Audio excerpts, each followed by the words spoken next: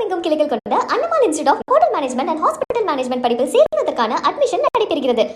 அமைச்சராக பதவியேற்று முதன்முறையாக சொந்த ஊருக்கு சென்ற சுற்றுச்சூழல் துறை அமைச்சர் ராஜீவிற்கு உற்சாக வரவேற்பு அளிக்கப்பட்டது.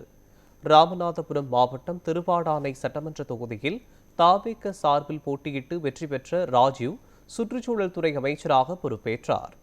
அமைச்சராக பதவியேற்ற பின்பு தனது சொந்த ஊருக்கு திரும்பிய அவருக்கு பட்டாசுகள் வெடித்தும் பொன்னாடை போர்த்தியும் உற்சாக வரவேற்பு அளிக்கப்பட்டது.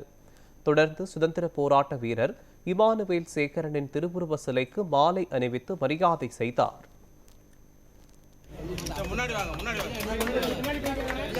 பச்சை வெட்டி